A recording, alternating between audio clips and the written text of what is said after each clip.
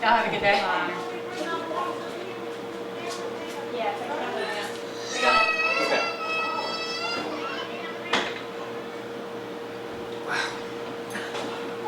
It's part of it, of the daily life that you get to live and be able to jump from one to another.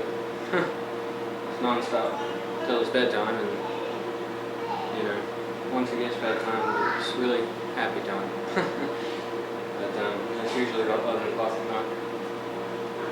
And well, for us, because you know, as parents, you got to sit and talk about, you know, the aggravations you had that day and what you can do to make it better.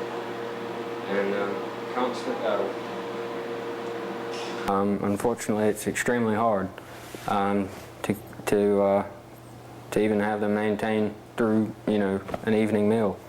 So we do things. We take them to therapists, physical therapists, occupational. Unfortunately, even speech therapists. They're not able to talk quite proper. Sometimes they don't even know, you know, the right words to say, what it is that they want to say, and they compensate with other words, and unfortunately they're misunderstood as to what they're wanting to tell you.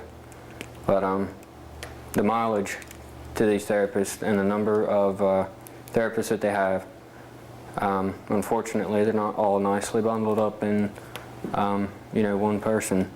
So we have to take them a couple different places, and gas nowadays is very expensive, you know, to get them there.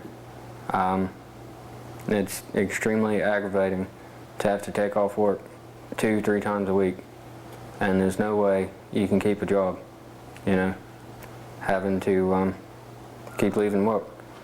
Your boss man wants you to be there, you know, day after day, be there on time, you know. You bust your tail end, you go home. You get up next day, you do it again. Unfortunately, I'm not able to do that, and it's cost me quite a few jobs, actually. I've had one employer tell me, you know, when I do show up to work, you know, I'm a really great hard worker, and I call in sick too many times, or claim that, you know, make excuses. Oh, I'll have to take my daughter to the doctor's office, and he says, there's no way that you can take your daughter to the doctor 4 times a week. You know, one week, the next week's 3 times. And, you know, at times we have to go to the mountains and for inpatients type services. I have to take weeks off at a time. So there's no conceivable way to keep a 40-hour job having a fetal alcohol child.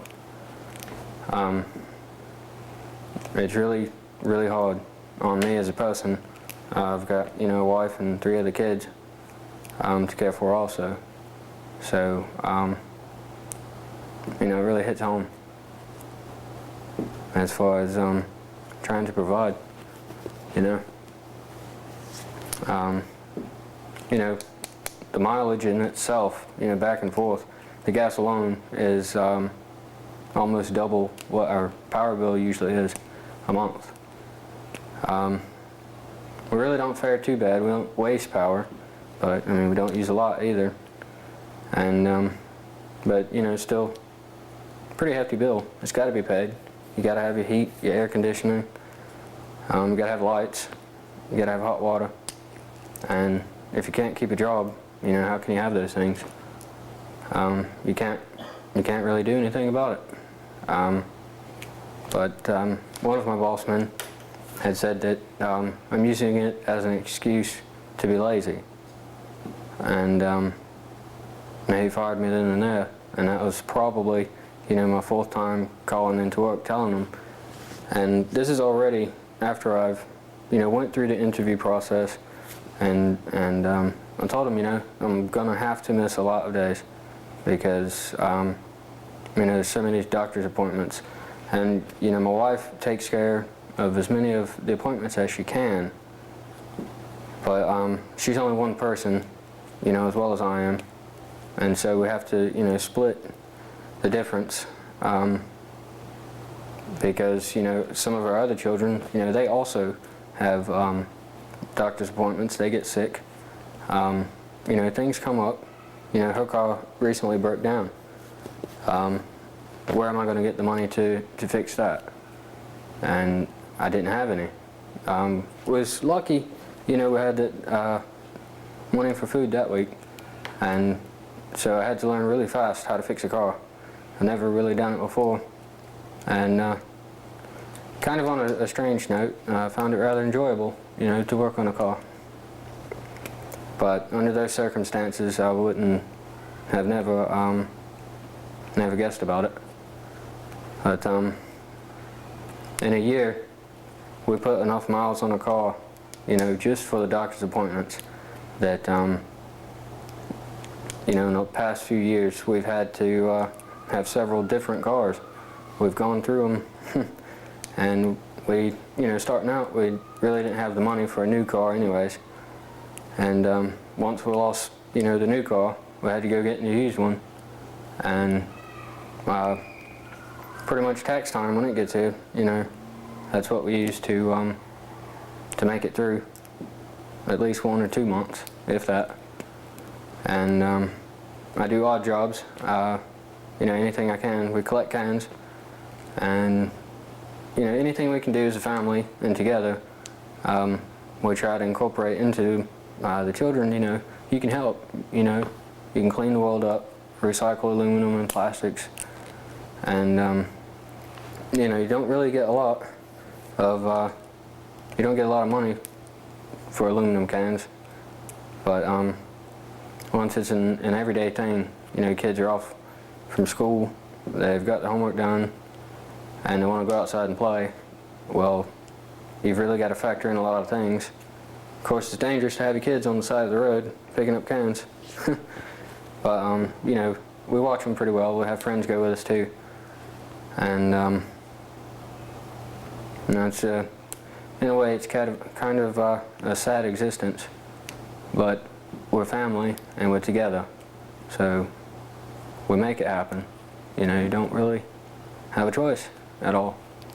You just have to keep going for it, which is what we do.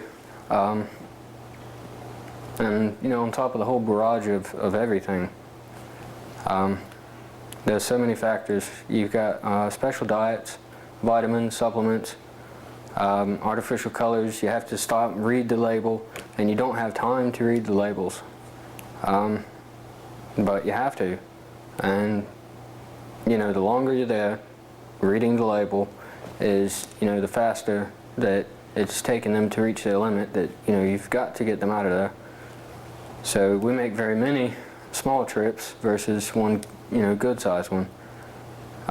We try to have the grandparents watch the kids, but you know, they're the older people, so you know, they have their limits as well. And especially with a fetal alcohol syndrome child, it's extremely difficult to find a sitter. If we would happen to find one that can handle them with not much difficulty, there again you have to factor in, you've got to keep a job, you've got to find a way to pay for it, and you have to have someone watch the child before you can have a job. So I really do feel for the single parents with children like this.